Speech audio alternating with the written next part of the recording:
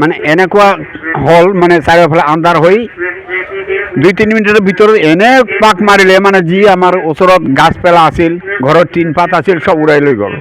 আৰু তামোল গাছ বহুত ভাঙিছে যাৰ যাৰ ভাঙিছে আমাৰ ওচৰতে এজনৰ ঘৰত 2খন কদম গাছ আছিল সিও ভাঙিলে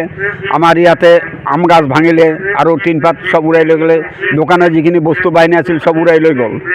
আৰু ৰাস্তা বাটতে মানে টিন পাত উৰি আহি কৰপৰ পৰা আহি ইয়াতে পৰিলে আৰু যিবিলাক টিনৰ বেৰা চেৰা আছিল গোটেই ভাঙি দিলে একদম চুৰমাৰ কৰি দিলে 2, 3, 4, 5 আৰু 3খন দোকান 8খন ঘৰ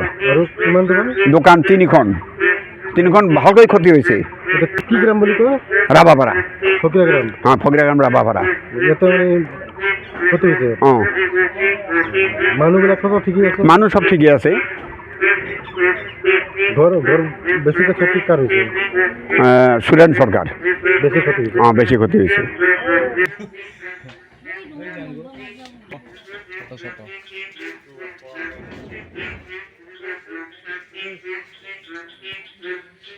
প্রচার আর ডাল কাটা যাবে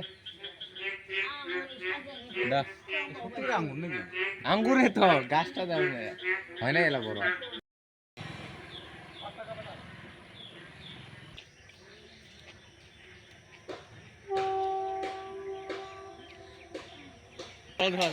ঘরটা ভাঙতে যায়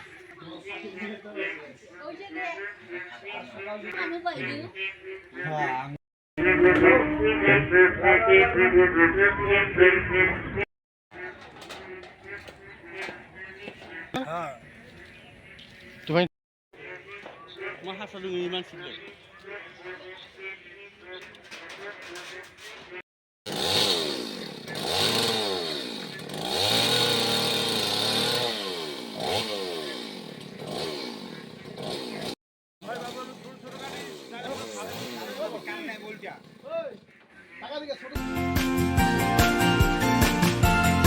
हायर सेकेन्डारि उथ्रिनाय फरायसाफोरनि थाखाय गोजोनथाव खौरां BSAT सेमिस्टारनि थाखाय गोविन्द बसुमतारी कलेजाव मुं थिसननाया सोलिगासिनो गिबि मुं थिसननाय 100 फरायसाफोरनि थाखाय स्पेशल अफार आरो गुबुन गुबुन रोखोमनि बेसेन नाङै क्लासनि खाबु होनानै मुं थिसननायनि हाबाफारिया गोविन्द बसुमतारी कलेजाव सोलिगासिनो फरायसाफ्रा गावनि गोसो बायदि साबजेक्टफोरखौ सायख'नानै लानो हागोन लोगोसे basic computer class self defence spoken English class बायदि खाबुफोरखौ फरायसाफ्रा बेसेन नाङाजासे लानो हागोन बे कलेजाव गासैबो फरायसाफोरनि थाखाय फ्रि बासनि सार्भिसनि राहा आरो बिजाब बाख्रिनिबो राहा दं